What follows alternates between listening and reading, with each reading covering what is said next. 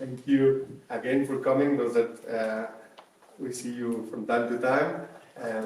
Thank you for coming and supporting this. For the new ones, let me make an introduction of what we're trying to do here. Always, like Circle's house, we're trying to build it as the place to be for entrepreneurs, where they actually can,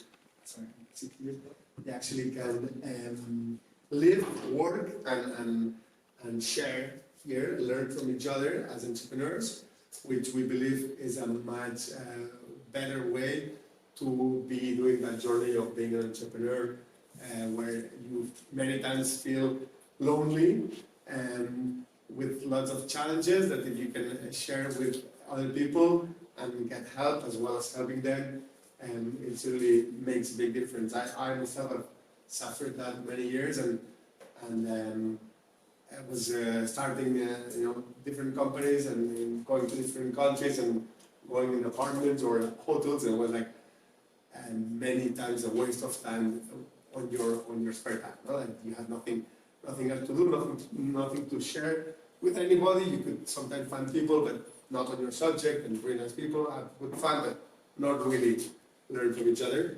And living in Silicon Valley, met hacker houses, and that really inspired us. And we decided that when we come back to Barcelona, we would build one of those. Here, hacker house kind of frightens people because they're like, oh, what are they going to hack? And so we actually call ourselves now a co-living for entrepreneurs, co-living and co-working for entrepreneurs. And the idea was to start this to help entrepreneurs soft land in Barcelona, and at the same time, those people that were just passing by Barcelona and entrepreneurs, digital entrepreneurs that we call them, they had a place to stay. And the pandemic and everything has made us realize that this is making a lot of sense. Here we have a community that is actually enjoying it, and we have really good feedback. So the idea is to grow that into more cities with more buildings. And I always say, there's an opportunity that if anyone has an idea of a place, of a building, tell us, because we're looking for them and it's not easy.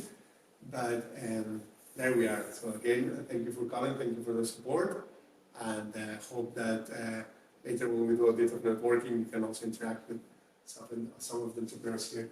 And I have to say that I was dead yesterday or before yesterday, and I'm just recording, and I haven't prepared myself very well. So, Sebastien, let me introduce you, but look at my phone, which I don't like. Sebastien was so gentle came today here. So, Sebastien Roger, he's dedicated to transforming experts into visionary leaders. With a profound impact on numerous coaches and consultants, he helps them reach larger audiences, embark on all these projects, and boost their income and fully embody their visions. I think I need help from him. As the founder of the Thought Leadership Academy, Sebastien is a polyglot fluent in 12 languages. Wow. I talk 7, and I thought it was a lot, and I was like, wow.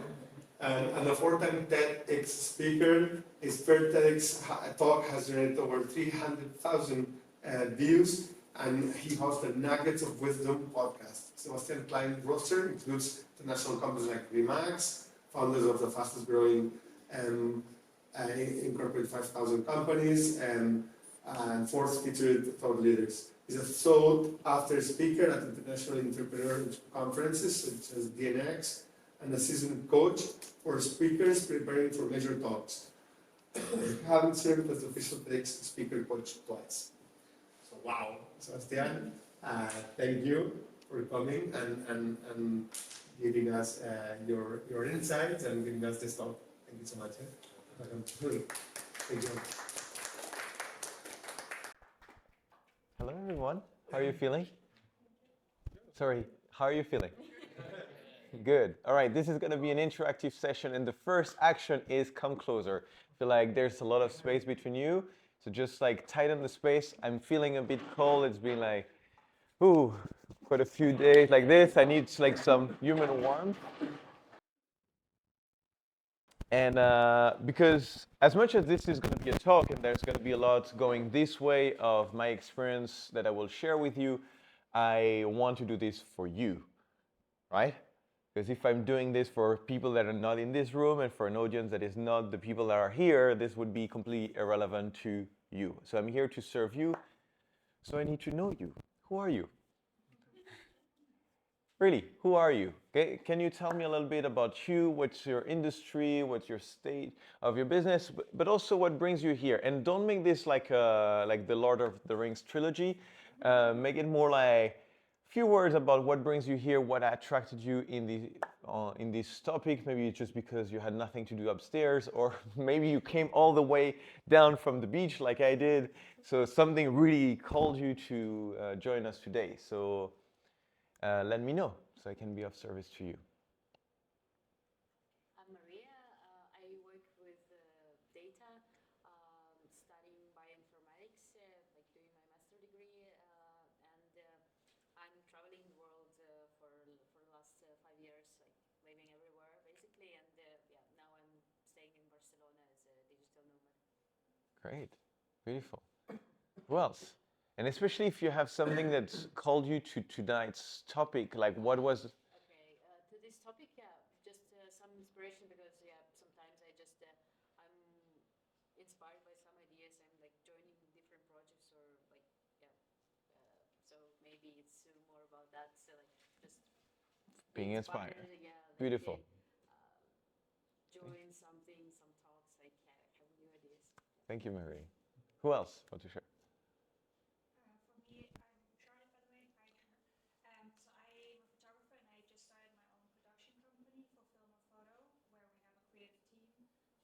So for me, I came here because I'm a member of or like this WhatsApp group circles and I read about this topic and for me it was very interesting to see because you said something about like how to find the clients and fees and stuff. So I think for me, because I'm still it's still very young, the company that I have.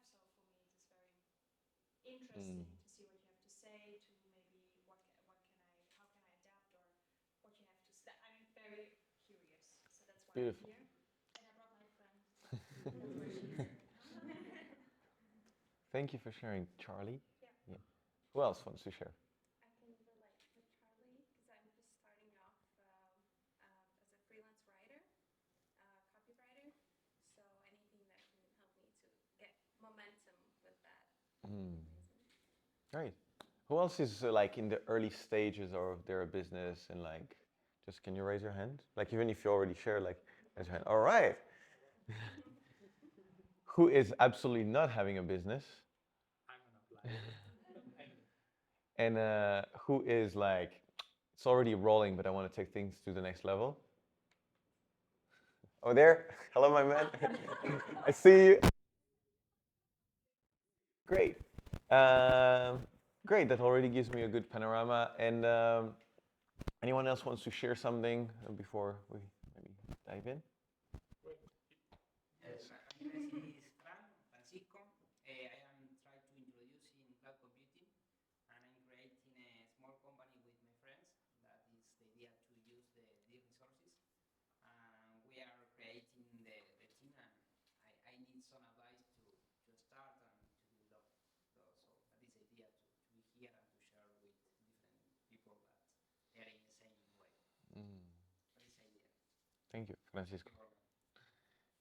Yeah, no, I just wanted to say that I'm actually in a like big dilemma of my professional career. So I'm currently working at a music tech company, but I have always wanted to launch my own thing, and I'm super lost. Last week I told my boss I wasn't motivated and I didn't see myself either improving in that role, and he was like, Elias, I need to fire you because like no motivation and no one you don't want to improve. But now I'm trying to find inspiration and motivation to get started. Great. Well, thank you. Anyone else before I dive in? Anyway, it's going to remain interactive, but I just want to know of intentions. I'm Jin from South Korea. After working at multinational companies and Korean startups, I just started my very beginner consultancy here, helping Korean companies expand their market to Europe, and vice versa, like helping Spanish companies to enter Asian market. So I'm trying to connect my clients with a lot of external partners and specialists. So recently I've been sending so many cold mails and cold calls to my potential partners, and I just want to learn how to, improve my recruiting skills, and also like most of the time I work alone, so I need a little bit of human contact. I just want to connect with like-minded people, so that's why I'm here. Beautiful. Thank you for sharing. And so you're. My name is Andrea. I come from Italy and in mathematician education, but now I'm working in data science and kind of starting in a new industry. Right now, I find that nice talks, tech talks, and this kind of interaction are very inspiring and very interesting. I thought it was a cool event to attend, and for sure I was going to have something to learn from. Beautiful. All right. Thank you for sharing. Thank you all for sharing. And you'll have more space if you haven't introduced yourself yet. But so what I'm hearing, and just like to be transparent, is like there's a lot of the things I could have shared today that might not be relevant. You're not that stage yet, like where like we're talking about how do you close a 20K deal when you're usually selling at 5K, or like how do you go from like speaking to 500 people to 5,000. But I want to make it really relevant to you, and still go in the direction of this talk and the message I want to share with you today. Because for me, all of this is how do you establish yourself as an authority? Meaning, it's a lot about the identity. It's a lot about the posture. And I'm going to maybe just show you two examples so that you can see the difference. I'm going to introduce myself. So yeah, I do coaching. I have a couple of clients. I have a small business, and yeah, I help people speak on stages. That's one way of introducing myself. Or I have an established academy where we've trained speakers from all around the world for years to deliver major talks, reach hundreds of thousands of views, and 10x their income. Which one of the two introductions inspire more credibility, authority? It's an open question. The second one, but I mean, after these LinkedIn profiles, you take everything with a pinch of salt, because people like to okay, I wanted to start like my business, and I ran some like marketing company and it failed, but I own the business. For sure. But like if you were to consider like you want to hire someone to actually help you achieve that, and there are two people introducing themselves, you might investigate the second one more, but the first one you might just completely dismiss. Yeah. And both are true about my business. Both introductions are real. It's just one, I just change my posture. I just perceive myself in a different way, and because of that self-perception, you perceive me differently. Does it make sense? So one of the things here I want to address, and we're going to cover different areas, but overall, it's all about that. The difference, and I'm totally with you. And has anyone seen the documentary about the Fire Festival?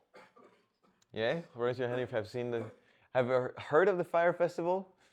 So the Fire Festival is a fantastic story. If you haven't seen this documentary, I highly recommend it. For me, it's educational documentary on leadership.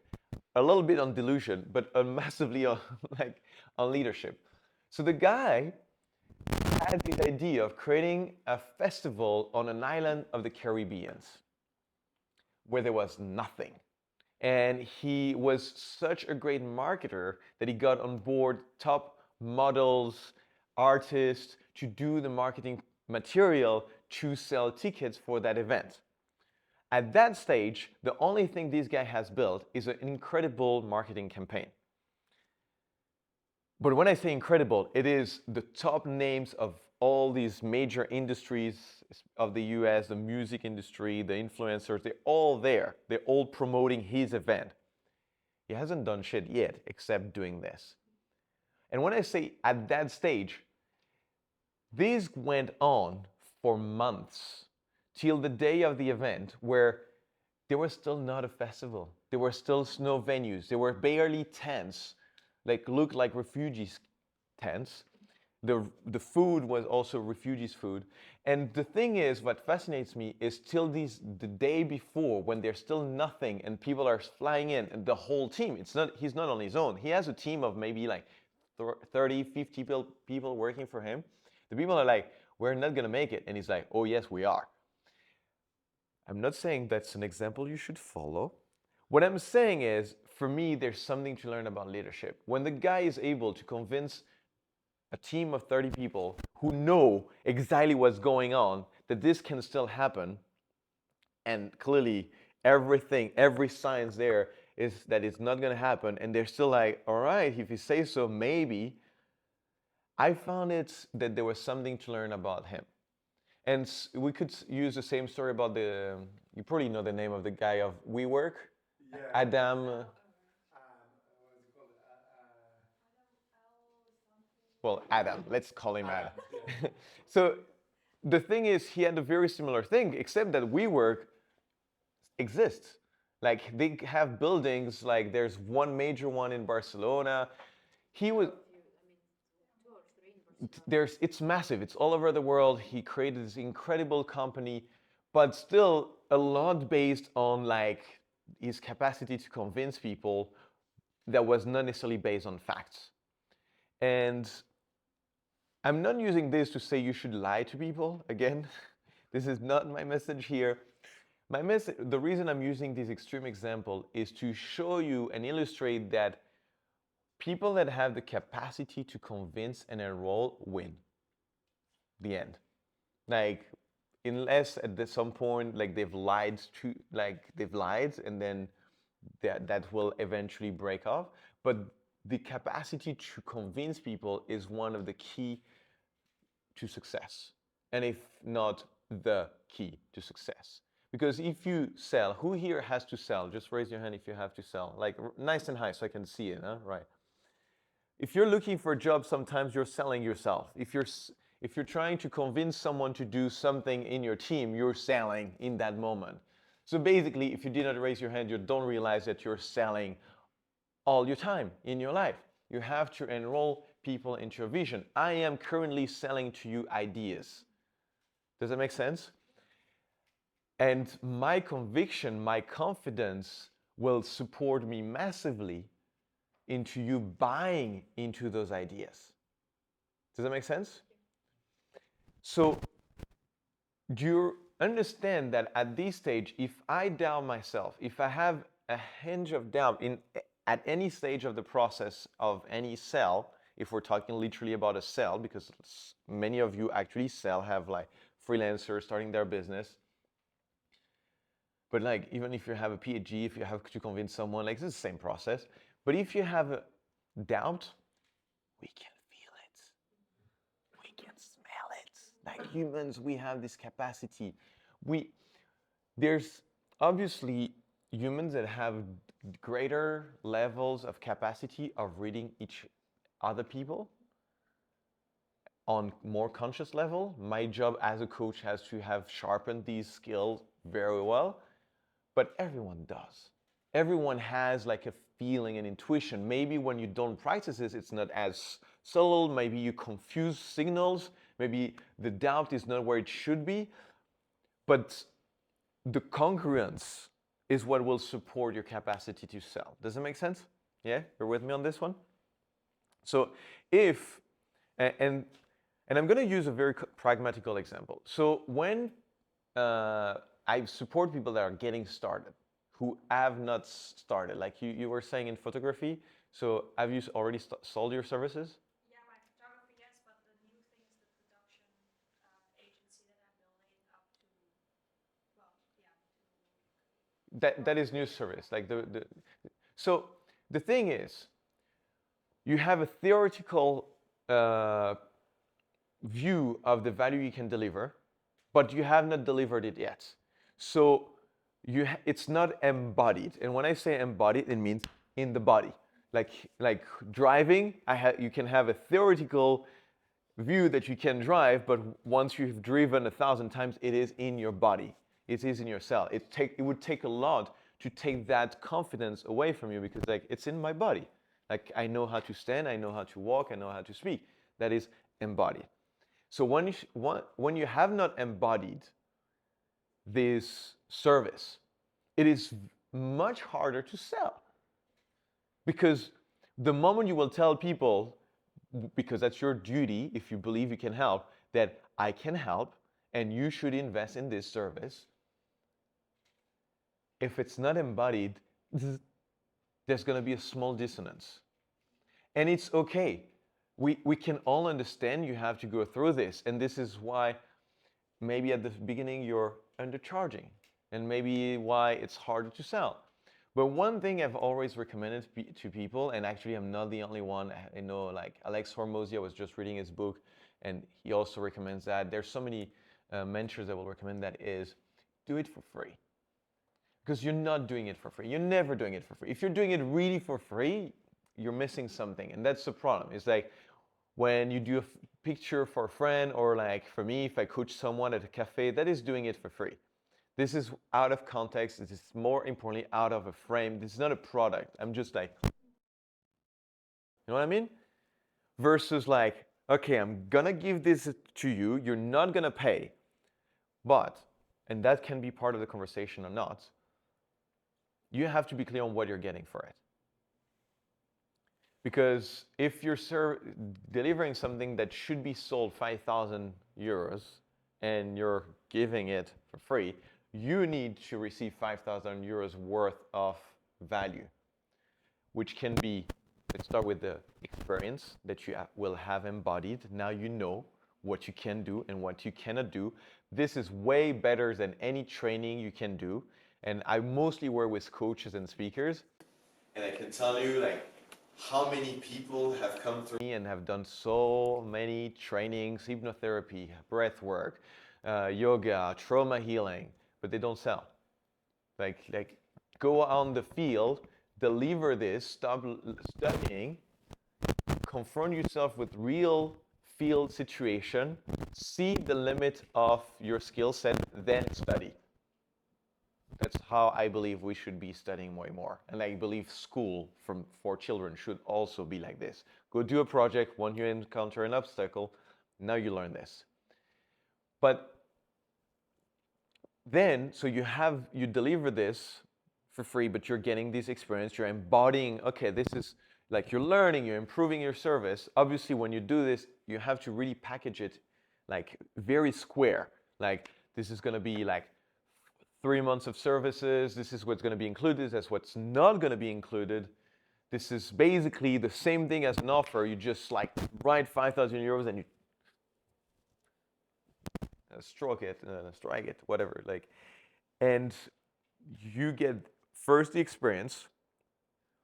Ideally, you've helped the clients at this point. And by helping the people and delivering the value, now you see the value of your work. You don't fantasize it. It's not a theory. You have seen it. And actually, it could work with a project like Circles. Like you don't have to buy a house, refurbish it. You can rent an Airbnb for a week and test the product. Like you can do that with everything. Like the concept of lean and agile, all these same principles apply to every single services. But not only do you get the experience, and now you see the value and how much that is worth, but you can also get referrals, testimonials, you can document it, take pictures. Like we're doing it now, you know? And you bring that up, and that increases the worth of your services, not for the external world, for you. And what I'm saying right now is something I also tell people that are already charging 5,000. It's the same principle when I want to get them to sell their services at 20,000. It's the same principle. Already I don't tell them do it free now, but I tell them now let's craft a 20K offer and sell it for 10. But I want you to feel like we do a process of visualization and like we really craft the offer. down so that they start feeling the 20K worth. And I don't know, I don't know how much you're gonna laugh at this one, but for me, that's one of my favorite things to do. You know when you're like, I don't know if you've ever sold a car, but like if you sell something secondhand, who's ever sold something secondhand? Like, yeah, whatever that is. And especially if you're nomads and you're moving to a different country and you have to get rid of stuff, and you're realizing that you're selling this thing for half the price you should be selling it for. Do you know that feeling? Like, I just don't have time to be patient to find a buyer at the right price. So I'm gonna sell it for half the price so that it goes quick. But you have something that's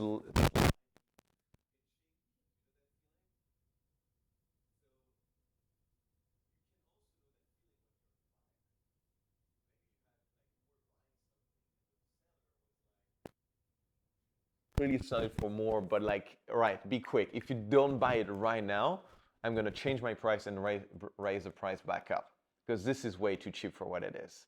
Can you relate to this? Like either side of the story? Yeah. So I train my clients to be in that state slightly, not too big, but slightly in that state the moment when they make the offer. Because if I have a feeling when I sell to you that, ooh, this is kind of a bit pricey, I hope you will buy, versus I should be selling this for more. I'm not sure I should be selling it at this price. Anyway, if they say yes now, it's okay, it's good for me, but seriously, I should probably not be selling it at this price. What do you think energetically the other person is feeling? Yeah? Like which one of, like it could be the same price, but which one are they most likely to buy? The one where you're feeling, I don't know, I don't know, I don't know. Does it make sense? So I want you to be in that state when you're making an offer that they should be quick, that they're making a good deal. And that is the main problem when we're making sales, is we're often thinking the person in front of us has the valuable assets. The money. We're so focused. We see the people in front of us and we're like, oh, they have the money. That is a precious asset. Money is not precious. Almost every human being on this planet has money. Like whether it's your 10 euros or her 10 euros or your 10 euros, it's the same. It doesn't have preference. Does that make sense? But your gift, your gift, your gift, your gift, your gift. Not everyone has that. That's a precious thing. Did you realize that? So actually, I think you kind of understood this, but I feel like I want you to really dive into this. Do you understand, especially for, I'm looking at those of you who are selling, that the buyers, and it's not really true. I'm going to change that in a second. But for now, I want you to see it just from this perspective. What the buyer has is extremely unvaluable. It is just money, and the next person also has money. You have nothing to lose from that person not buying from you. Just money. Next person also has money. Next person also has money. Nothing. But I have the goods. I'm the one who does the best production. I'm the best freelance in my field. I'm the best copywriter. I'm the best with my service. Like, well, try to find better. Good luck. Can you feel that? I want you to take a moment. And like now, I'm really talking to people selling services, but actually, even for you who is not necessarily right now selling a service, you're selling a service. Like the time that you give to any project is you selling your gift, whether it's making videos in the back or like creating a community, whatever it is that you're doing. It is something that if you look around this room, I'm pretty sure no one has your unique skill set. Take a moment. Look around the room.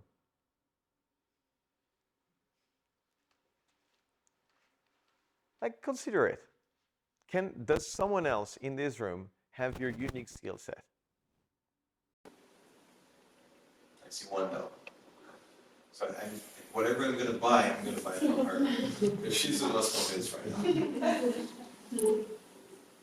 No, I think you're waiting for me to continue. I would argue, like, because like every person has like, I mean, their own experience, and so like in this sense, they can be considered as unique skills. Yeah, that's exactly my point. Okay. I thought that like That every but your skill set is unique. So for someone looking for what you have to offer, you're the best choice. And the thing, I'm not the only coach doing what I do. 100% no. But I'm the only coach doing what I do the way I do it. With my voice, with my words, with my way of being. And in that way, I don't have competition. And once you start entering the I have no competition mindset, you have completely shifted the paradigm of sales. And I'm going to talk about dating, because I cannot talk about sales without talking about dating. About what? Dating. I'm going to make caricatures here, alright? So I'm going to like paint like the masculine and feminine sides of the dating on a heterosexual basis in the common traits that we are familiar with. We're usually perceiving that the men were the hunters. You know? We go out and we look for a potential mate, and we're like fighting for her, and the woman is like having a fence and like the castle that's heavily guarded that we have to conquer. This is how it's portrayed, right? Like, and if you go to any club, it kind of looks like this. But I just want to use this to show like the masculine side that would be like the hunter, and the feminine side would be the prey, which I don't think is a healthy dynamic, but this is how it's perceived. But like basically one that wants something and the other one that is a prize. And we tend to see the sales in the same way, that the service provider is a hunter looking for clients, going to a networking event, like, you want me to take pictures? Do you need a website? Do you need a website? Do you need coaching? And like, you've already seen that person, right? Like you've gone to a networking event and that person showed up a little bit needy. And on the other side, you have potentially that like, I'm not sure, being very precious. But once you shift the dynamic, and guys especially invite you to like that, where you're like, you change the dynamic where you say, you know what, I'm the prize. I'm the prize. Like, if she wants, she'll come too. And even if I talk to a woman, I'm not moving, you know, I'm just like, let her seduce me. Having this approach of, I'm the prize. I'm precious, I have so much to offer, I'm training, I'm smart, I have my business, I have all these things. Actually, I don't need to convince you to fight for, I am the prize. I can guarantee, like in dating, it's very obvious. Once you enter this dynamic, everything changes. Your polarity changes. You're entering like, I am attractive. Is that making sense? Right? But, and maybe ladies you can confirm, but like if you see a man that is absolutely not needy, 100%. that is so much more attractive than someone like a guy that's like, and who's like also like, all right, no, next, all right, next. It's absolutely the opposite of attractive. And so if you're approaching sales in your business the same way, you generate the exact same thing. Like I cannot tell you how different it shows up. Like when I used to go to a networking event and be looking for leads versus like when I tell people very casually, this is what I do. And just because now I have worked so much to feel the confidence in my work, that just when I talk about it, people are like, I want to know more, I want to know more, I want to know more. And then don't say more than the answer to the question they ask, so that they have to keep on asking. And then they say, oh, I might be interested in working with you. And watch out, this is a very important moment. Very tempted to be, oh, yeah, really? Thinking that, oh, all right, like, okay, cool. Let's talk about it. Let's set a date. Let's have a call. Let's see if you're a good fit.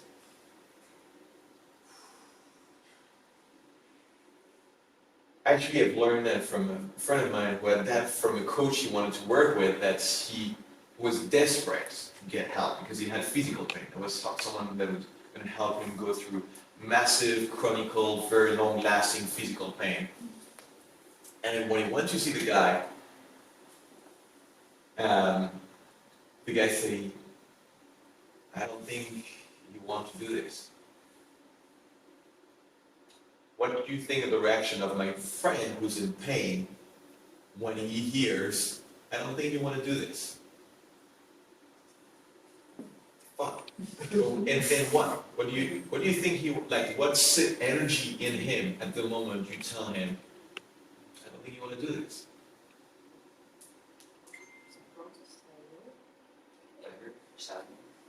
Protest, I will, anger, sadness, but what actions come up? Trying to prove that they know I want it. Now he's selling himself. Like, of course I want this. Of course I want to do this. Of course I want to do this process. Do you see, like, in one sentence, you invert, like, I'm trying to convince you, I'm trying to sell it to you, to convince me I should take your money. And don't abuse this, because it really takes, like, people to their core of the feeling of being rejected. When people don't want your money, it feels like, really, even if I pay you, you're not gonna help me? And if I pay you more, you still don't want to help me? That drives people crazy. You know what I mean? Like, imagine going to a car dealership and you have the money for the car and they say, no, not for you. Like, of course you get pissed and go to whatever, I'll go to the next shop, but if that's the only place that sells this car, there might be your ego that is there and wants to convince a person to take your money. But this obviously doesn't work if you don't believe that you got the goods.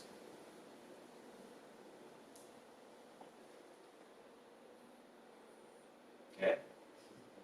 You have to really feel like the price. You have to feel the quality of your service and what you have to give to the world. Does that make sense? So, the first step is to feel it. So again, like I said earlier, if you haven't sold before, if you haven't sold a certain kind of service before, you have to find a way to give it away. If it's not for free, for a price that feels like, seriously, that's a bargain. Like, come on, take that quick before I change my mind. Because then you will feel the value of what you have to offer. But the one thing there is very important, and that is actually crucial, is because we're terrible critics. We're always thinking, I could have done better. Maybe I could have done this production better, I could have done this music better, I could have done this website better. Is that what your client thinks? Or is that what you think? Because more often than not, our clients are having much less expectation about the service we deliver than we have to deliver to them. So one of the tasks I give to people, and I actually want you to do that, is to go back to testimonials you've had, and if you didn't have written testimonials, like people that formally wrote the testimonials for you, maybe it was through a WhatsApp message. I thank you so much, it was amazing. Screenshot them, keep them in a folder. Get used to keep this phrase for your work in one place. So that you start connecting to the actual worth of your work, not through the lens of your inner critic, but through the objective evaluation of your clients. Now, if clients don't appreciate your work, maybe change people you work with.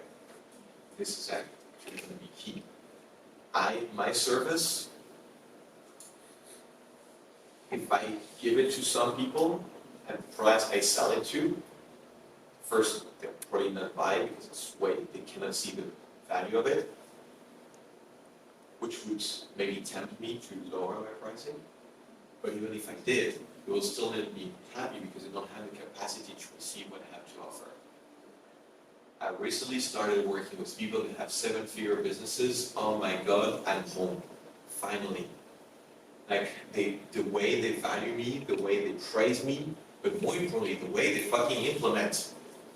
Like, the difference between someone who's getting started in entrepreneurship and someone who has a 7-figure business is not the 7-figure business, it's how fast they implement. You tell them to do one thing, you have not finished a sentence, it's done. You're like, okay, let me catch up, right? You know, you have to keep up with their pace. And that challenges me, and that turns me the fuck on. And I want you to be in that turned on zone, where you have people that demand more of you, not like needy clients, but more like people that have high expectations of themselves because they have high standards, and therefore challenge you to give your best. But if I give the same service to someone who, like, they're not going to be grateful. And they can't. And it would be on me, not on them. Because I've wanted to give something to someone who's not capable of receiving it. Does it make sense on this? I'm going to keep on talking a little bit on like pricing, because I think like on the stage you all are in sales. Makes more sense to talk about this and going all the way to public speaking and all that part, even though I want to touch on this. But before I continue, I'd really love to open the floor to you, and especially to thoughts that emerge or like insights. Before you have questions, before you have like things, we can go there. But I'd love to first hear like things that popped up in your mind. And you might think, what's the point of sharing it? I already had the insight, but you might be sharing this to help articulate what someone else had an insight that could not get its clarity from my words, and then your words to understand that. Make sense? So, I think that all the time I try to say with my friends and my colleagues is try to do what you have passion for that. Try to feel that and to communicate. And again, I am here because I try to be near people that they are passionate that they are doing. So I think that is the best idea. I am working in sales, and that in this moment I don't love the product that I sell. So I want to change to sell the cloud computing. And for me it's very important when you try to communicate, the other people feel we are very sensitive for that. So I take that and I try to implement. It's very difficult because it's necessary to know. Okay, I think that's a way. Thanks. You're welcome. I mean, for example, for us as Circles, a couple of things that were mentioned that I think I can apply here. We, on the first thing, we vet people when they come here, and that leverages a lot the fact that, oh, I'm not admitted to come, like it brings our own service up. I think that's worked very well because actually we need to verify that they're entrepreneurs, that is, we need a vetting process. And secondary, sometimes we have members here complain that I shouldn't be making this kind of course or tasks because, you know, I'm to be served. I'm like, hey, we're looking for conscious entrepreneurs. And I'm like, you are part of the community, and you need to work as the rest in keeping everything up. No, it's like, don't think that we're here to serve you. It's a both sides deal, you know, and that kind of also can be a bit of an example of what you were saying. No? like choosing your people. Like, for me, my clients, and especially the one, I just freaking love them. And I think it's very important when you're spending so much time with someone and you're giving of you, you're selling yourself, like literally. You want to do that with people you love, you vibe with. Like, I think we're way past. It's hard to really leave that and to fully feel that, but we're not in survival. Like to survive in this modern society, you don't need to work much. Like to be comfortable and to have like a beautiful house, but that's something you want, not something you need. So if anything that you do that is from a place of want has to be from you, like creating more joy. So I think choosing really well your people is key. Thank you. Anyone else? Yeah, I like your sentence about like the small clients and the big clients. When I started, I was selling door-to-door. I was like selling for $20 a month, and the clients were like they were calling me midnight, the service down, and then we jumped to the pharma industry, and we were selling for at least 100K for a big service, and they were like really like taking care of you like as a partnership and growing. And it's a big difference. You were selling less, and maybe the numbers were more or less the same, but the problems were way less.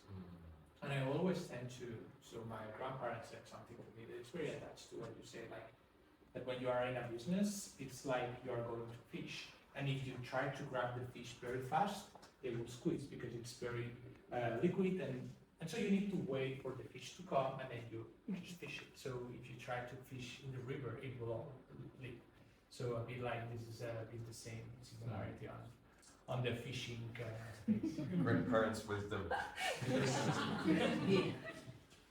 I want to share my experience. I was on the client side back then, and we tried to launch our new product, Indiegogo, the second largest crowdfunding platform in the world.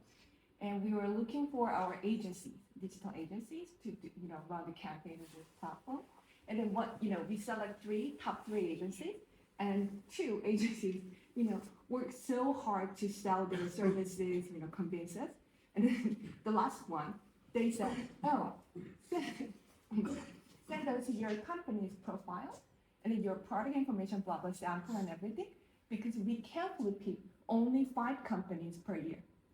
So we already have 3 clients, so only 2 spots left. And then we are gonna review your company and then we'll get back to you. And then we were in a hurry because we feel like, oh my God, we have to grab this one. Maybe this one is the best one because of their stance, So it's like it's just like your story, like yeah. 100% scarcity. Yeah. I really wanna. And then we choose that one, but after working with them like for 1 year, and then we found out like they are not that great. But we're in so hurry because they sound so like best of the best. It sounds like the best in the industry. Well, be the best. Yeah. But Just don't sound like the best. Yeah.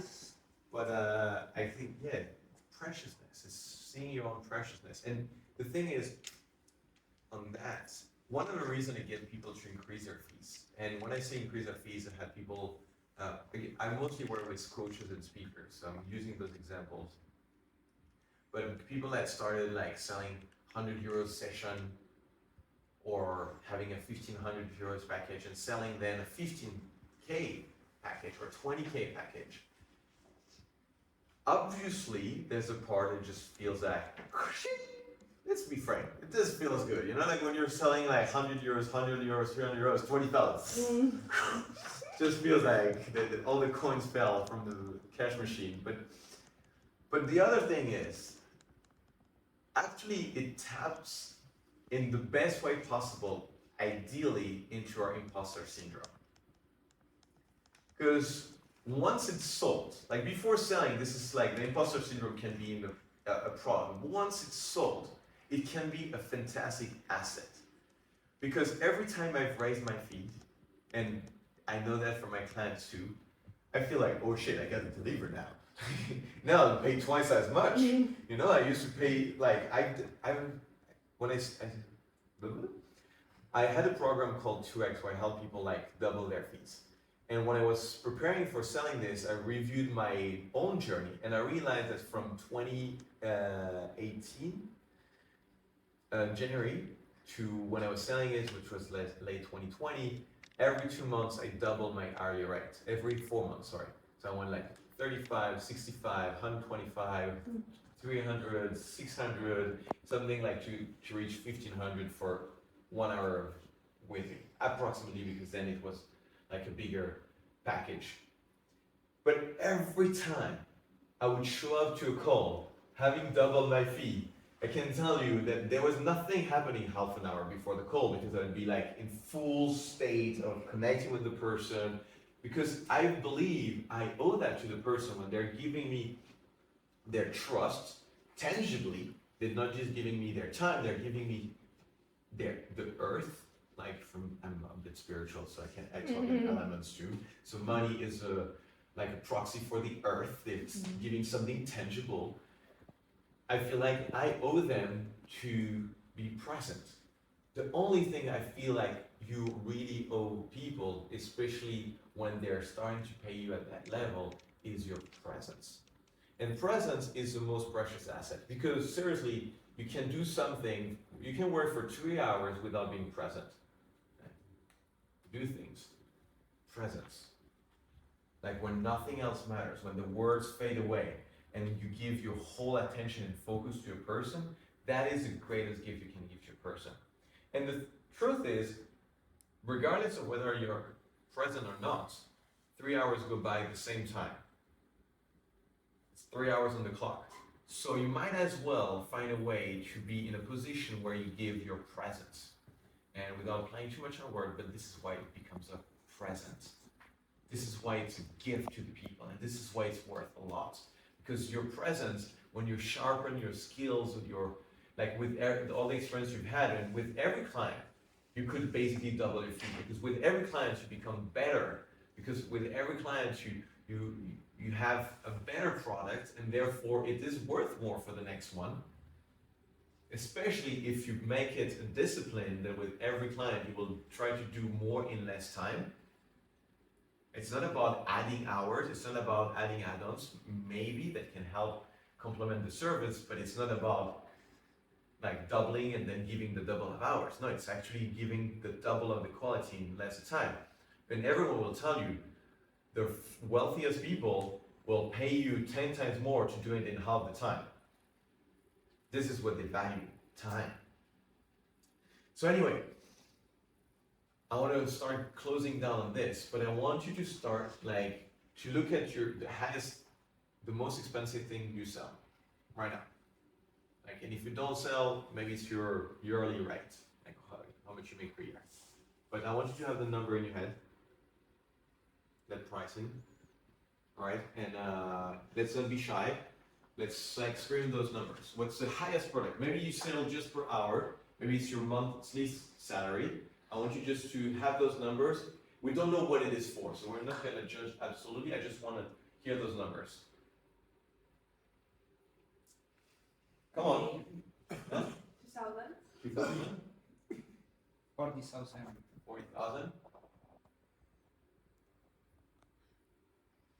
Right, everyone? You don't sell anymore? What happened? I mean, what about you have a price, but I never sold it yet. Yeah, perfect.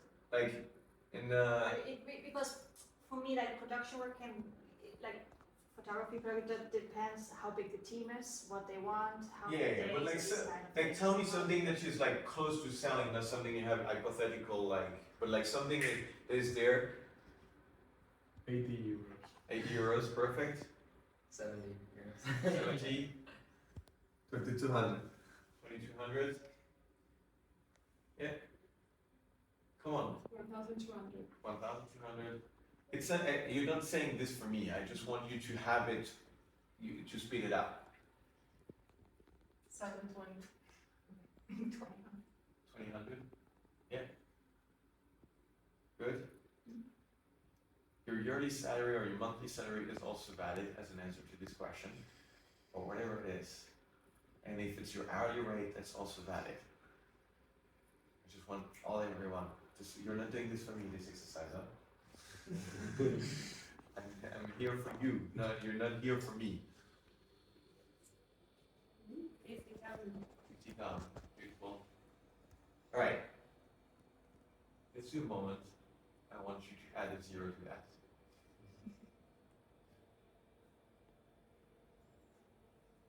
If you were too shy and you kept it in your head, do the same.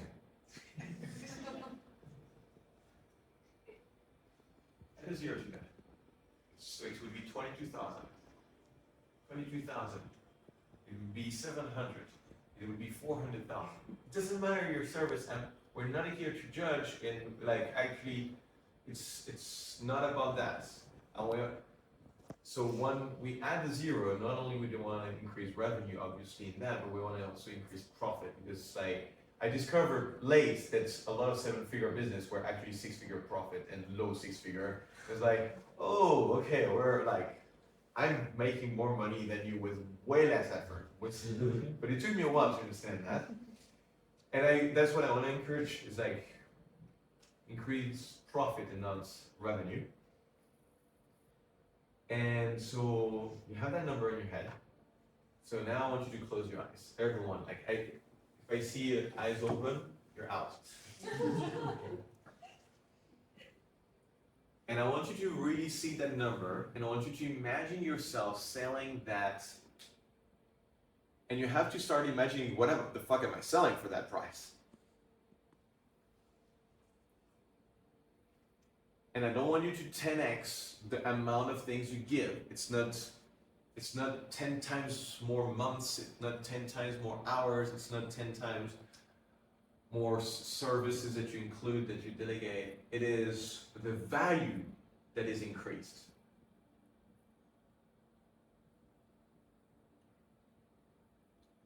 Maybe for that, you do hire people to support you in delivering this. Maybe you just get freaking fancy. I just imagine, like, if it's 2,200 is a month here, it's like 22,000 is a month with massive facilitators. It's training. There's trainings. There's a lot of value added in many other ways. What are the other ways you feel inspired to add value?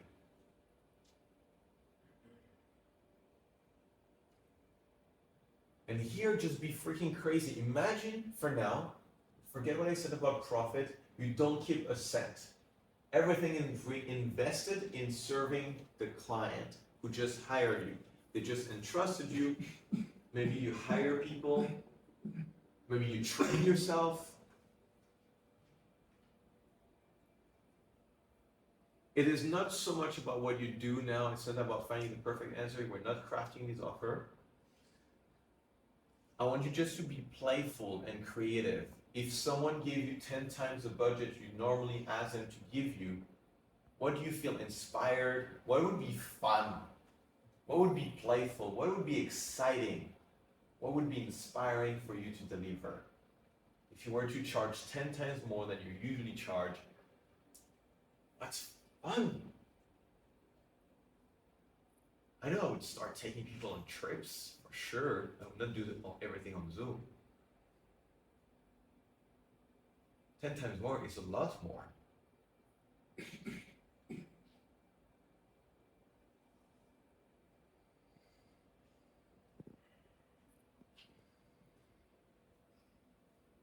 And now, I want you to actually divide that by 5.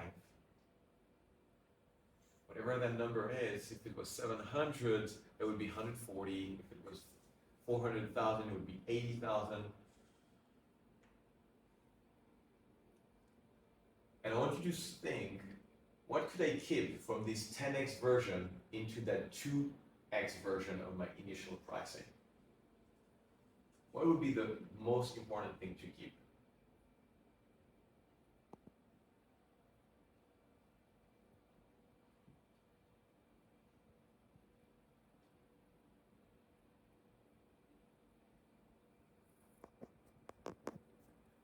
And I want you to feel maybe a little bit angry at me that I just divided your pricing by 5 now. I just asked you to 10x it, and now why is it now just that much? that little. I want you to feel a little bit of this bitterness, like, oh, I was getting excited by this 10x version. I started seeing all these things I could deliver. Now this feels a bit small.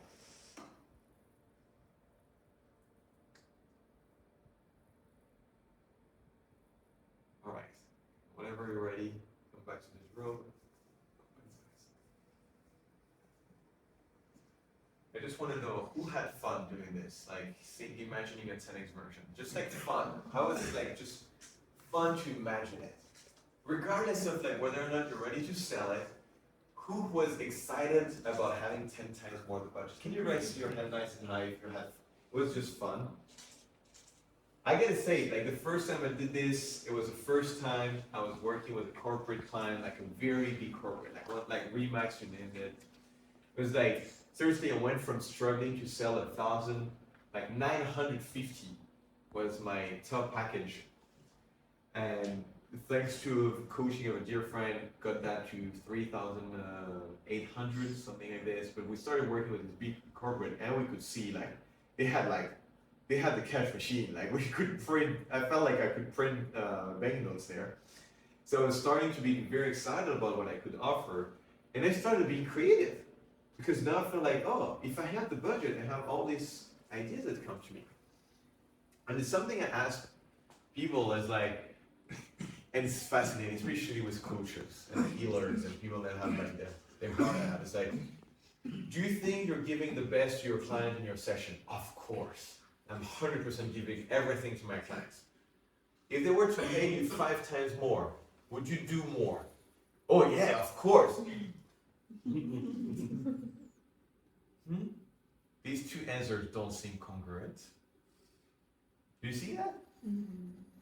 And the purpose of this exercise, and obviously I'm like doing this live because I still want to get to an end and this session. But it's like, it's a whole process I take people onto. Like, you go, you craft this 10x offer, actually we can go to a 100x offer. When I can tell you, when you're selling the offer twice the price you used to, you feel like, fuck, this is too small. And you feel freaking embodied, like, I've seen an offer at 100,000, why the fuck am I selling at something at 20,000 now? Well, it's still twice as much as what you're used to selling, so maybe for now it's good, okay? But you see, we're back to the used car thing I was sharing earlier, where you feel like you're seeing the 100K offer, and now the 20K offer feels small. Change those numbers, which whatever feels right for you.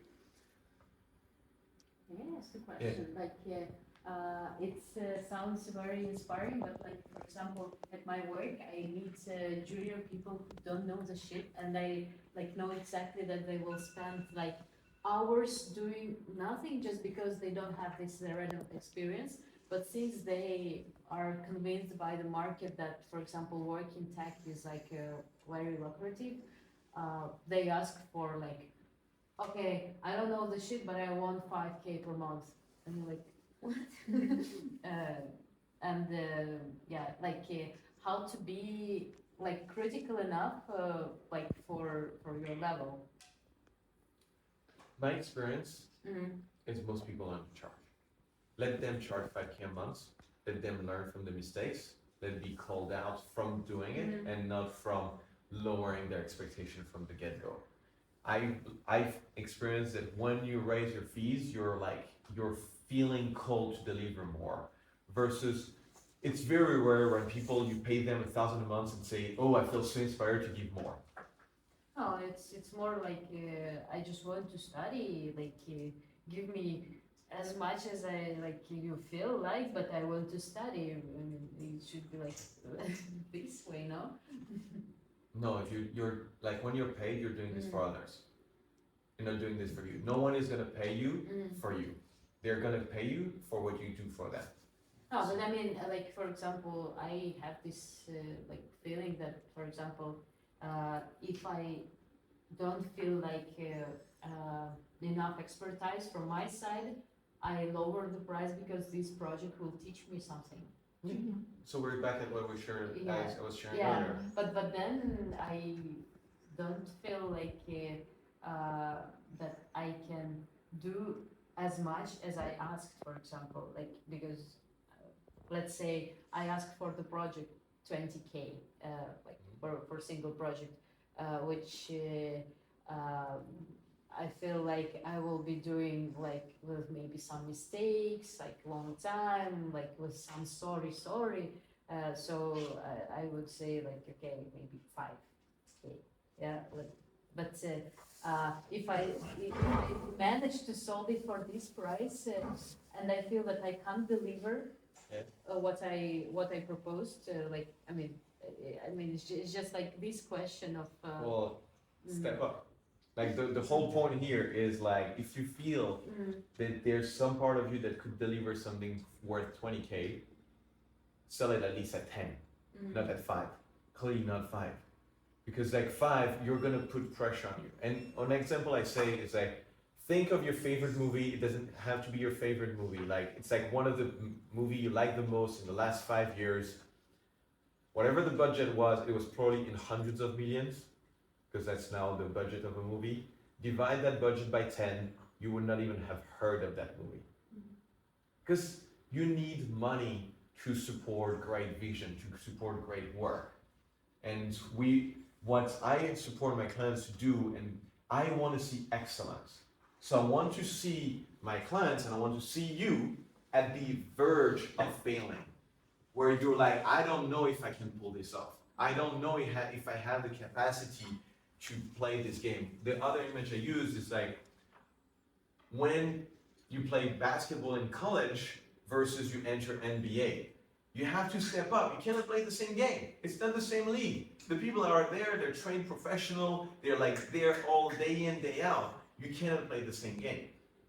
But the other thing is, even the greatest of the greatest players, Michael Jordan, LeBron James, I'm using basketball, but change the sport if you want. They have a strong conviction they can win the game, but they cannot have certainty, because there's so many elements that will come into play. So, and I believe the people I talk to, they like living there, in the not knowing. Because once I know I can win the game, I'm bored. If I come in and I already know it's done, I'm not really playing. I'm not challenged. I'm not pushed into my excellence. So this is like about going into that excellence. Does that make sense? All right? So I want to close on these parts. That was like the first layer on the talk, which was thanks your pricing, and we've been like over about an hour on this. But I think it's key, because none of like building an authority will make sense if at the end you discount yourself. Because actually everything I might say now on speaking will just echo this, but the sales is like, it's practical. You can feel it, it's done, like the money has been wired. It's like, we know it's happening.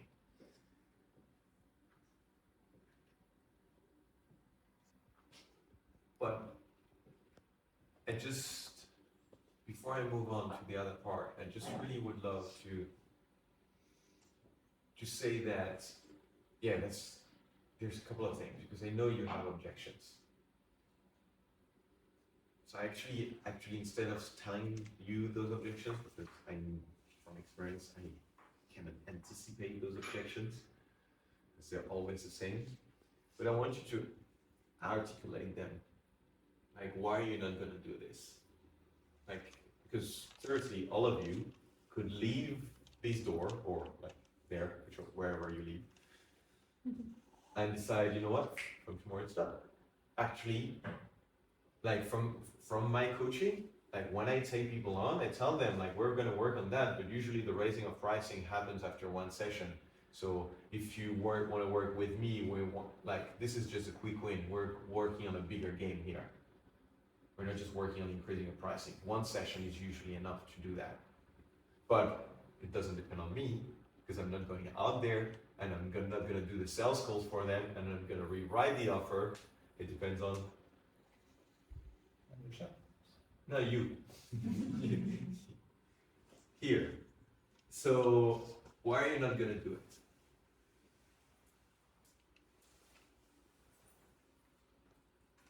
I think getting back into your thinking, please, like people are afraid of rejection. And by increasing influence, someone says, oh no, then you get rejected, and that's Can you just say that was I, not you or people? I will do it. So I'm less risk-averse than like through the time of having taken the risk, and not so much for this point of like, oh, maybe I will do some mistakes. It's more around, because I fully believe in two things. When you increase your price, the other person also do an extra effort. If you are selling cheap, then there is like, oh, it's only 5K, putting your example. It doesn't matter. For me, I can hire, like I have a 20,000 budget, so if this doesn't work, I have 3 more to hire. If I'm spending all my money with you, then it's like, well, I will do it. So when I always try to increase the prices, what I think is the value, to make sure that it's the cost that we will delivering, instead of not getting there, because it's kind of you can always like get back. So for me, So can you just rephrase that? Because people are not gonna buy at that price point. there will be another one that will buy. Okay. So that doesn't seem to be a reason not to do it. Yeah, I think it's more for to be afraid of the no and what's next. Okay. And then on the rejection, that is like, oh, what happened if they never buy me again? I would say it's not that moment. It's that you project yourself on. And you're losing a lead forever. Live forever, and maybe it will never repeat again for another one. Thank you for sharing. I want to hear more before I address any of this. Yeah, I think it's because some services are maybe easier to know what's the market rate. Like if I do website, more or less like you know how much it should cost. Like, but coaching or consulting, there is like such a wide range of the prices. So even when you set the price, you're not very sure is it the right price, right? At this moment, like I could charge less or more, like what people gonna think about it. So if I change the price, I'm even less sure about if that's the right price, because I don't really have like references, right? Especially if the skill is unique, then I don't even have anything to compare to. And then I doubt myself, right? So it's not even the client. But Yeah, so the mark, like knowing. I think also like the big difference. I would like to share. I'm sorry for my English. Maybe I have some mistake, but now I'm working in sales, I'm key account manager for the construction industry, and I think that it's very important to identify what is the pain of your customer and how much this person can pay for your service or your products, because maybe he wanted to obtain something or he has a big pain and say, okay, this money I can pay you. But I think that it's very important to try to understand your customer and what is he needs and how much money they can invest in you. I think I try to do that, but it's very hard because you need to understand a lot and try to communicate and try to speak and ask many questions, try to identify this problem. So I try to do that. Yeah, I think that the needs assessment is super helpful, but again also related, if you don't have, as you were saying, your portfolio, then it's very hard then to create a rate for yourself. Like you don't even know, like to create a rate. Like if you don't, you still never deliver the product. Like it's very hard to say to go someone and say, yeah, I can do this and this for this price. You don't even know if you can do it. And to start at the beginning, I think it's very hard to identify what should be your price. Going back there to do it for free, Yeah. see the value. But obviously, even when you do it for free, you want to do it for the right people. Yeah. If I do it for free for what I call a baby coach, someone who's just starting, versus someone who has a 7-figure business, the value of what I deliver, which actually brings back to your point, Ana Maria, is there's no market price. Market price is the worst way of putting a rate. Like that's the least important. The second is how much you want to make, because it's great, we need to know, but nobody cares. And the only way of evaluating a service is the value that is created. Like how much value is created, that's the one and only way to evaluate the rate of something. And as value is subjective, you price it however you want, technically based on like the person you're serving and how much they evaluate. Like health. If you look at health, there's people that will, for weight loss, will not pay more than 10 euros an hour, and there are people that will pay 100,000. Depends on the person, depends on how many things they've tried, and depends on their perspective on this. A watch, you can sure find a watch for 5 euros and for 5 million. It's a fucking watch, you know, at the end of the day. So it's like market price gives you absolutely no information. It can give you a hint, it can be reassuring, but this is the least valuable metric to actually set a price.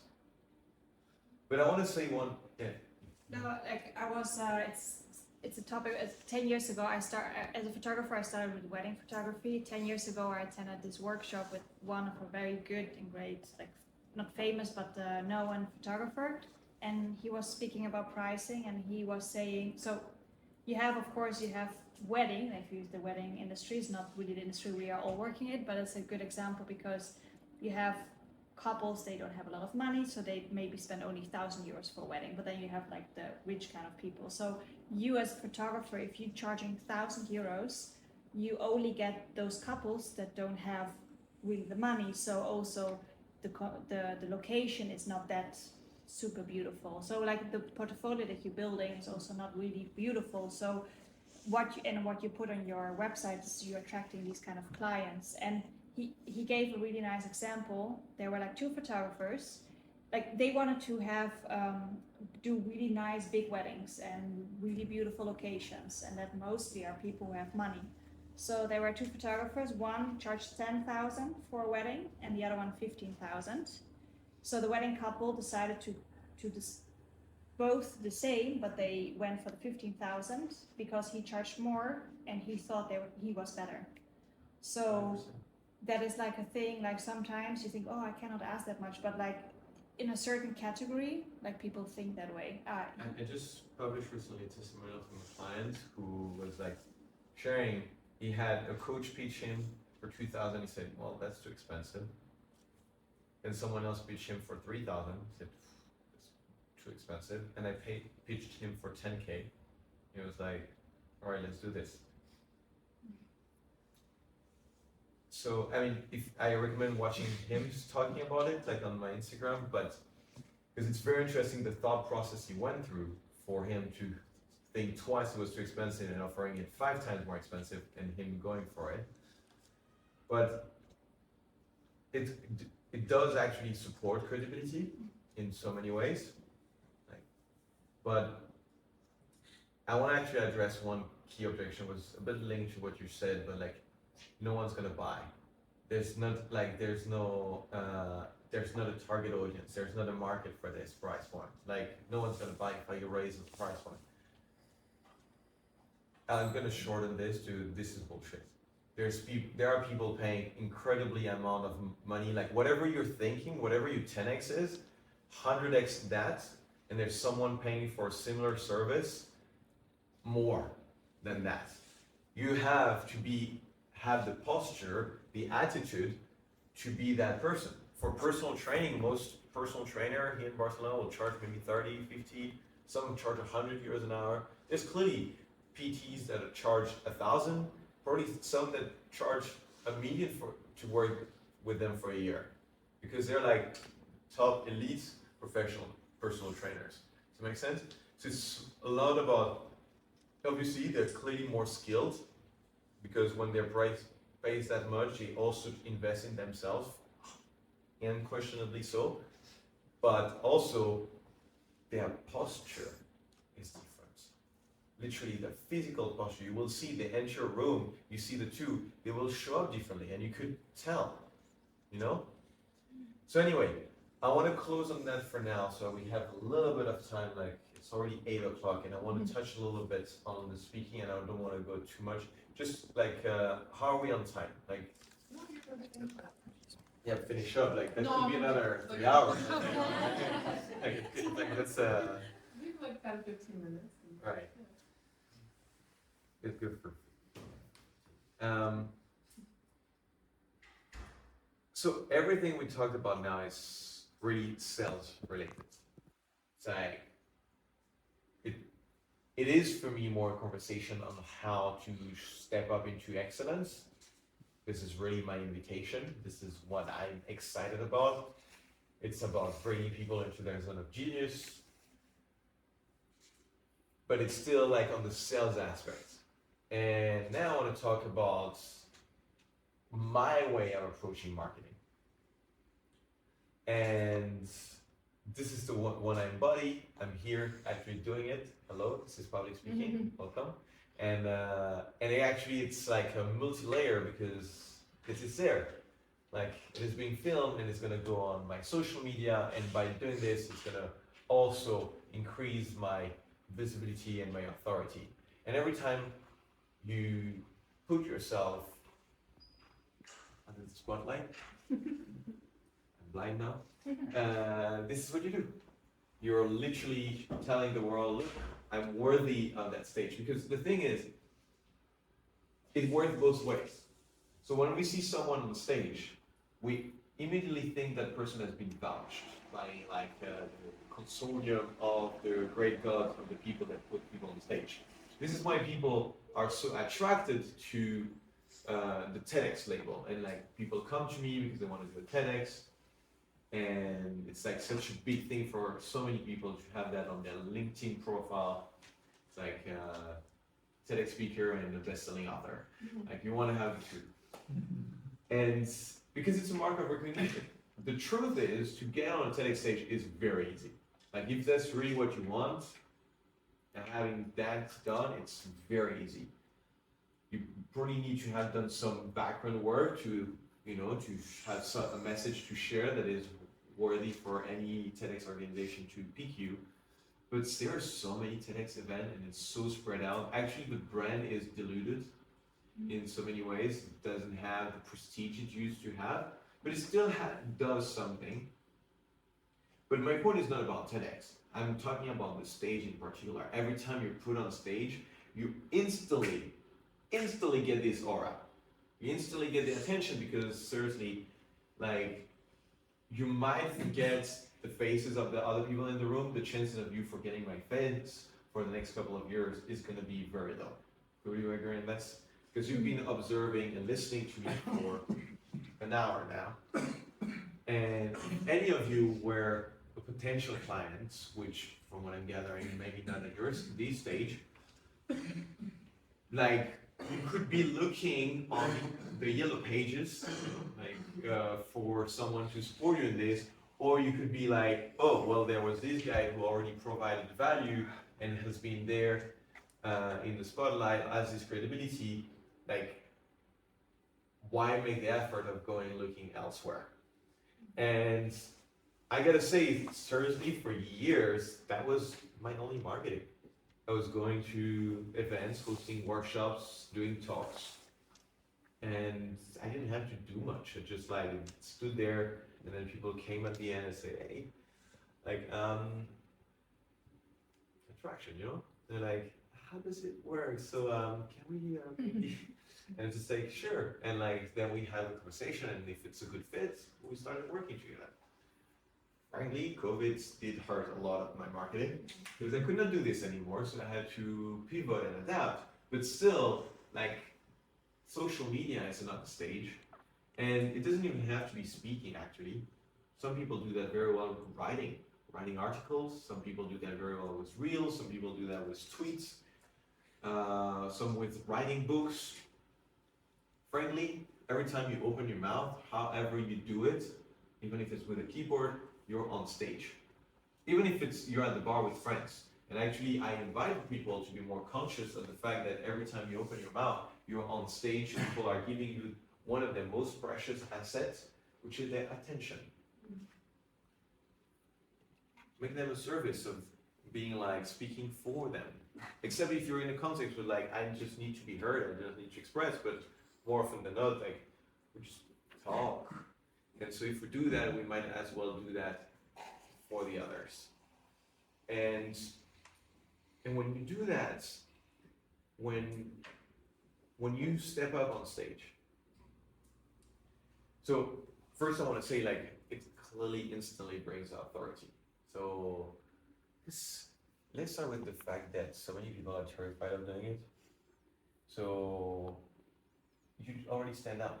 Just like regardless of someone have put you on stage, you already stand out as someone courageous and who has enough clarity that they feel ready to share a message on stage. You know, just by that, you've already gone from like the 100% to the 10%, if not the 5%. That makes sense? And if you continuously do that on social media, on the real stages and networking events, if you go to pitch yourself, and with that you sharpen your message and you grow your confidence, you're gonna stand out from the crowd from a way that is impossible to miss you. And this is, personally, this is ironically a journey I invite everyone to go on to. And you say, but how can everyone stand out? Well, I believe everyone can stand out because we all have a different stage and we all have a different voice, and we all have a different turn. Like now it's my turn, but tomorrow it's maybe your turn, and after tomorrow it's your turn, and we just share the stage. Like in a beautiful band where there's harmony, where everyone will sing their song at their time and take the lead. Does it make sense what I'm sharing? So I believe I have a mission to support everyone to share more, to be more on the stage, because beyond the stage, it's about having a message. And now I'm gonna put my very serious hat on, is you've gone through challenges, and it can be in a specific industry, like in cloud marketing or like whatever is your industry, that you understood something that other people are spending so much time and losing so much energy on, and you have the secret and you're keeping that yourself. How selfish are you? That approved, like it was like even like sound for effects. It's like if everyone would take the time and energy to gather their expertise and to condense it in a way that it could create an impact in other people's lives, I believe we would live in a much better world today. Imagine if all chefs of history kept their recipes secret. We would still eat a lot of shit. Like it's by passing on knowledge, it's by passing on the best that we've got that we help humanity, like on a grand scheme, move forward.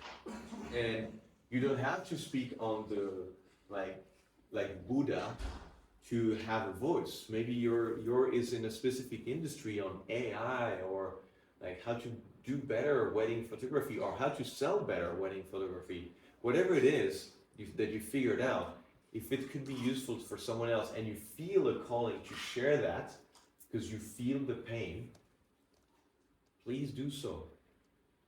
And that's a little bit of a push I want to put here. And it benefits you. It will bring you business. I mean, as long as you align it, as long as you understand what, so I have a framework on the 4 seasons of speaking. So, you know the 4 seasons, winter, spring, summer, and fall.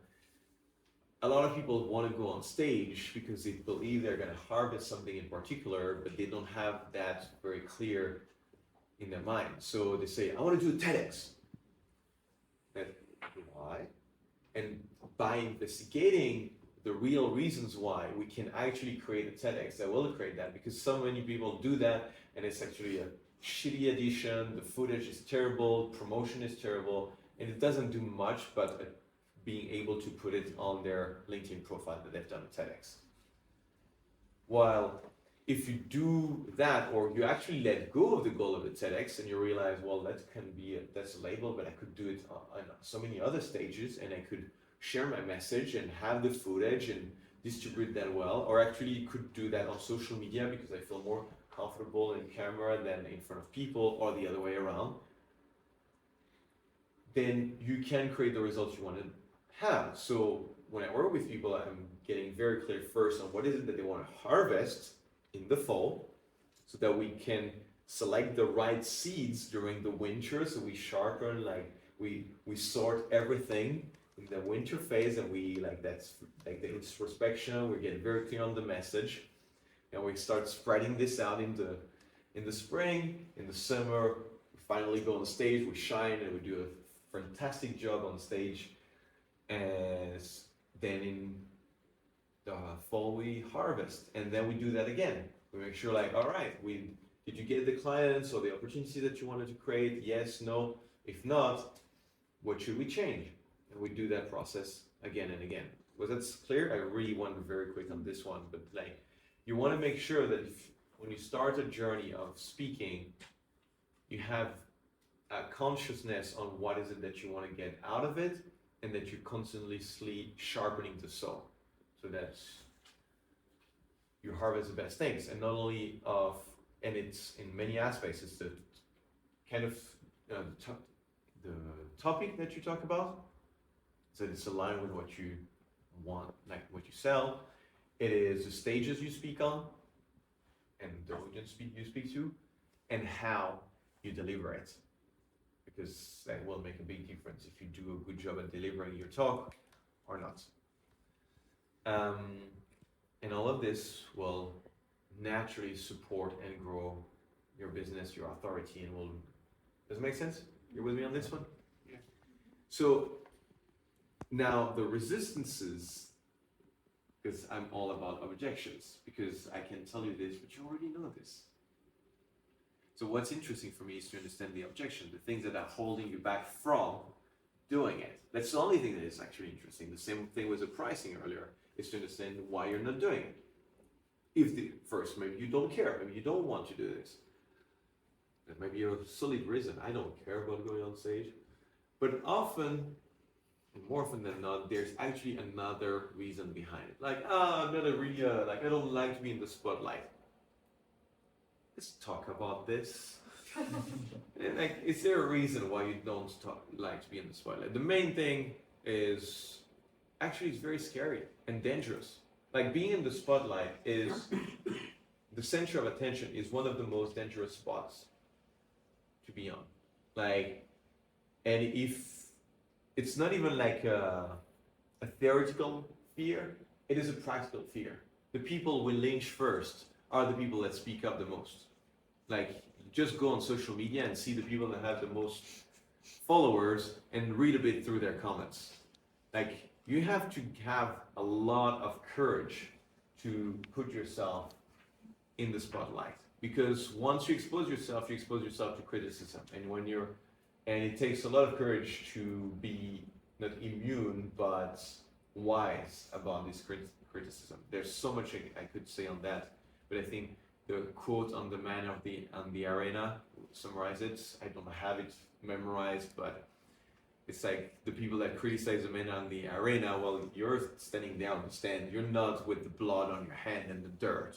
Like, it's completely two different things. And once you're in the arena, if you want to be in the arena, you have to completely dismiss the people that are standing sitting on the chairs up there, because it doesn't matter what they're thinking.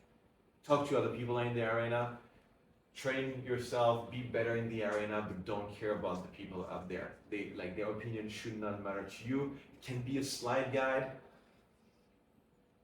but it's all about you being out there.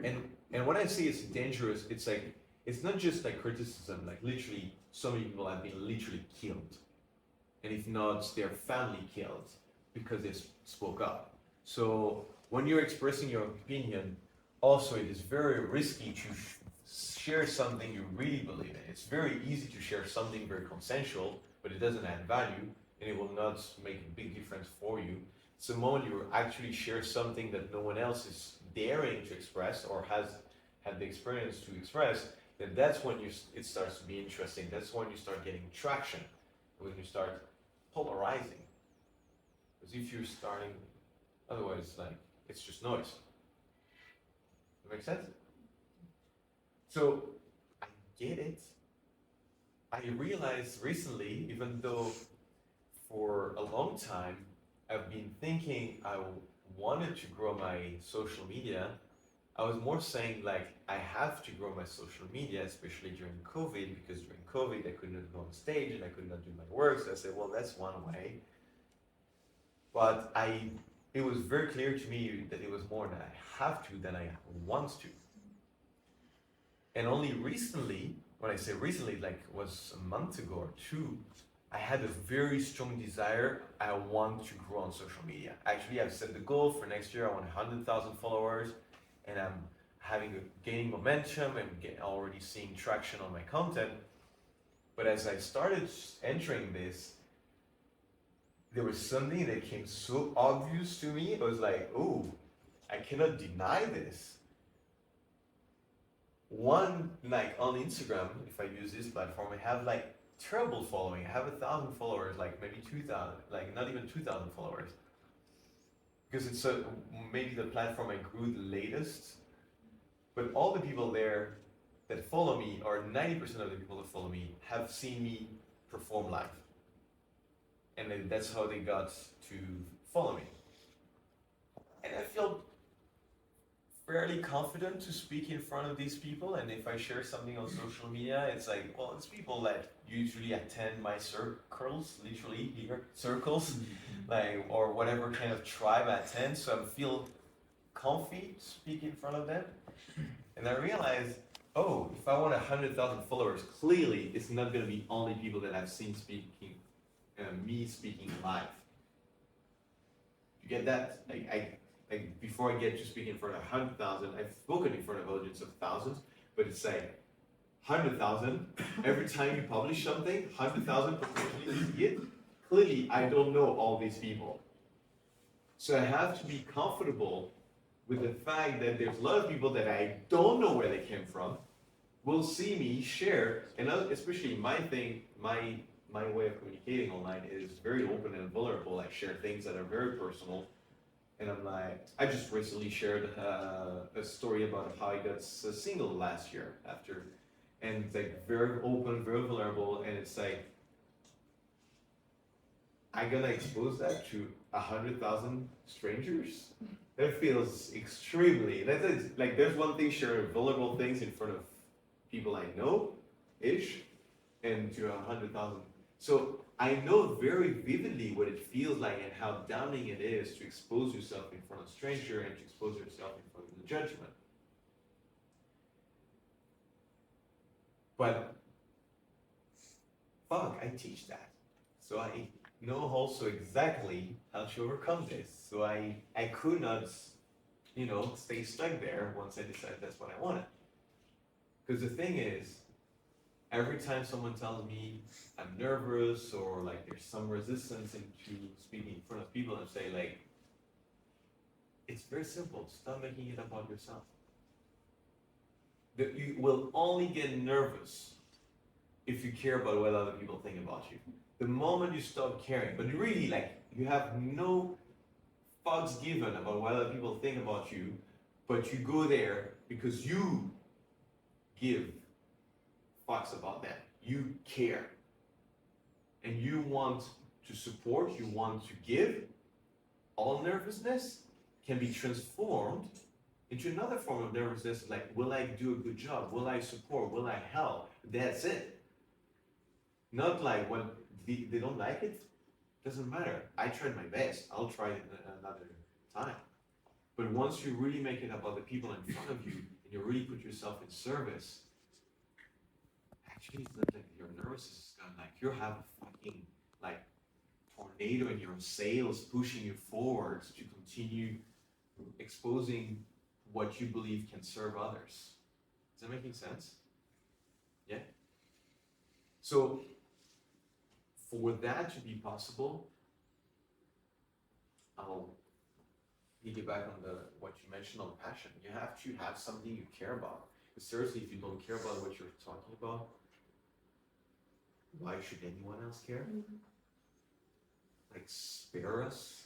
Like, if people could be saving a little bit of time on social media also, on not sharing everything that they don't care about, like, the more you care about it, the more it's like, I need to share this. The more it will resonate, the more it will bring you everything you want, because it's actually not about you. It's about others, and the more you care about others, the more others will reward you. So then you don't care if it's TEDx. You just care if it's shared, if people hear it. You don't care if it's like 10 people, 50, maybe 20 now, like here, or 100. It's just like, you might be wiser. Like, me being wiser is filming it so I can publish some snippets of this on social media. And so therefore I leverage best my time, but I'm still there in service. Does that make sense? Yeah. So this is really the driving force in public speaking for me, is this is where you do impact, and it also attracts clients if you do this well. What's a win-win? Because it's the thing, like if you align this well, if you share something you care about, which happens to be also the thing you want to sell, because ideally you sell something you care about. I mean, more than ideally, that's what I stand for. It's like you talk about something and you deliver something that you deeply care about. Then people that have had enough during the talk, because that's how much they could receive today, you will have impacted them. And maybe someone had nothing they could receive, and that's perfectly fine. I'm not here to impact all of you. I'm here to impact maybe one of you. And all of you will have been impacted ideally in different scale, but maybe someone will leave this room ideally fucking fired up. And maybe someone will leave this room so fired up to say like, okay, I'm ready, I want help, how can we do this? And maybe they will get also help from someone else. It doesn't matter at the end of the day, if someone is going out there and create a bigger impact, I did my job. So there's, I hope you sense I'm very passionate about this, and I could go on and on. What have we said, 15 minutes, 25 minutes ago? So I also want to give us an opportunity to connect with each other and to take this conversation deeper. But before we wrap this, I'd love to hear if you have some thoughts or insight that came up in this regarding this part. It's a lot of nodding, but I'd love to see like what came up for you, especially I'd love to hear if some of this inspired you to take a specific action, something that you say, oh, I want to do this based on this. Whether it's posting something tomorrow or scheduling a talk here. Like you go find Sami and she'll help you schedule this. Like action. This is the best way to transform, to take actions, not to think about it, but to act upon it. So, anyone? I just wanted to add something that might resonate with others. You said that we need to think that we should not care about what others think, just only what we can give. And to me, actually, what mindset has worked best is realizing that actually others don't care about us. Like when you even think about all the people you've seen on Instagram, all the stories you've seen, maybe even today, like how much do you actually remember? Or people that have, I don't know, tripped on the street, like do you remember their face? No, like we don't care. We don't care about other people. Other people don't care about us. So for me, that thought is liberating. That okay, no one actually cares. I can just like see what happens. It is very freeing. Thank you. Any other insights? I have an insight here. Like 15 years ago, for me, it was really hard to talk in public because probably these things that we give ourselves as this fear, whatever. And I kind of felt that I made this voyage that you explained, and I I relate it to a lot, and I don't know if you're aware, on PNL. What you've done today, it's very much related to PNL. It's like the projection, finding the reasons of why yes instead of the why no. And somehow some of us do it naturally by chance, but you, I think, are helping a lot of people to push for it and look for it, because most people feel the same stoppers which don't have really much sense, no? And you are projecting a PNL in a large scale, which is great.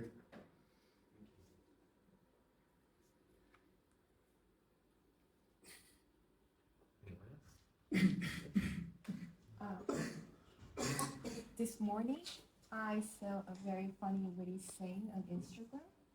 Someone said, "Don't care about people talking behind your back because they are behind you." And then don't think about the people, like talking in front of you in a bad way, because you turn your back and they are behind. So, I just wanted to share, like, if we do care about, other people's eyes too much, then, always, hold, something hold us back. So it's very witty but insightful thing. I found it really useful to learn how to laugh at yourself when you make a mistake or when you mess up something, Yeah. Like, if I make a video and I have this expectation, I do workout videos, yoga classes, if I have this expectation it's gonna be perfect, that kills like my progress. So I'm trying to be myself, and that self is goofy and weird, and Sometimes we need to easy on us. yeah.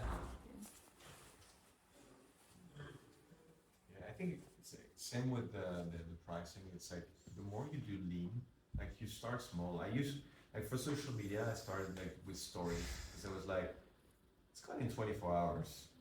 Like, that was like really the thought. It's like, whatever. Like, I cannot spend like 5 days working on a story that will be done in 24 hours. Like, I have to be like, it's out.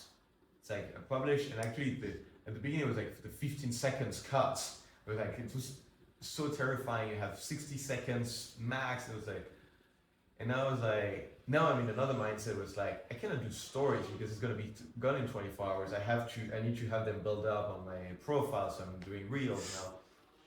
But same with stages. You don't have to go on the big stage. Like, just rehearse. Like, for me, these talks are rehearsed in every conversation. Like, every time I talk about something, it's like, oh, here's the objection. Here's the. So you can let go of the perfectionism, because you know that perfection will come by iterating this 1,000 times. Now I have almost a rule, is every time I do a video, is like, it's first take. Every time I do 3-4 takes, I'm like, I look back at the first, and that was the one. And obviously I put myself in the state, I prepare a little bit what I want to share, but every time I start doing 4 or 5 takes, it's getting worse and worse and worse and worse, especially in a 2-minute video. Patience is gone. So you want to practice, like, it's good. You stutter, you like, it's fine. It's fine, nobody cares. Sorry? The enthusiasm is gone. Yeah, the energy is gone. Like because I know you follow me, but you might have seen the one where I was like, because I did a video the day celebrating 1 year single on the same bench where I found out like that it was single, whatever. And I did it the first one, and while I'm doing this video, obviously emotion came up. And it was not much, because actually I was more celebrating, but then I was like, well, you need some context. But like, I was celebrating 1 year of me and like reconnecting. I was like, after 13 years of relationship, like, it's a big thing to be single for a year. And so I was celebrating, but then I had like sadness came up as I was thinking about it, and the emotion came, and it was like, it's fine. And I did it another one just because I felt like I could be more concise. But the second one didn't have the emotions. I didn't have like I didn't get surprised by the emotions, and it was not as raw, as true. It's like, no, I want the one where I'm tearing up. That's the one I want. I want the one where I'm like stuttering, because that one is the real one. And so I actually encourage, like, when people think that when you're like doing a video or a talk, like every time you say the wrong word, oh, let's stop, let's do it again. No. The professionals, they just go on in a way that you didn't even realize it stuttered. That's the difference. You just go on. No, I think that's because that supports your previous point, that actually I didn't even thought about these videos or emotions. When I saw that, I thought it's very brave for you to share that. You know, there was what I was thinking about that. Wow, this is so brave to share something so vulnerable, right? And you can think about like this, so how people perceive that was not perfect emotions. I didn't even see, right? Because I pay attention to something else.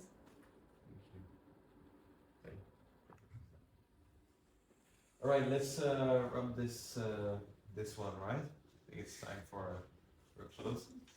I want to thank you, all of you, for your attention. You've been very patient. There was no one checking their phones. Everyone was like leaning in. So I want to thank you and also celebrate you, because you could have been watching Netflix, scrolling, swiping left and right. You could have been doing a lot of different things tonight, and you've chose to be here. And I also hope that by choosing yourself and choosing this, you got something out of this. But this is also not so much on me. This will be, I want to put this on you, and I want to insist. I've been doing talks for over 10 years now, and I've never believed in information in a talk. If you want to inform people, send them a PDF.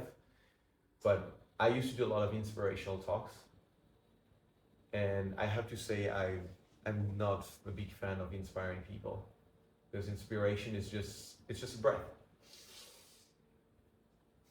and then it's gone. I am for transformation, and the only way I know that people have transformed is they take different actions. That's the only way. Like if you tell me, I completely changed my life, and like, yay, show me. So I want you to take a moment before going to bed. Might not do it right now, but like before going to bed, or maybe first thing in the morning in your morning routine, like to say, based on this session, and don't overwhelm yourself. Don't write 25 things. Write one action. One thing that you want to do differently, whether it's changing your pricing, maybe it's talking to Sami to schedule a talk, maybe it's all on you. I cannot do anything from the moment this conversation is over. I mean, I'm gonna stick out here, but I cannot do the actions for you. This one is 100% on you, and I want to put the responsibility there. You have the responsibility to take an action based on what you got inspired by today, and this inspiration transform it into an expiration, into an action. Your job, I'm out. Thank you very much.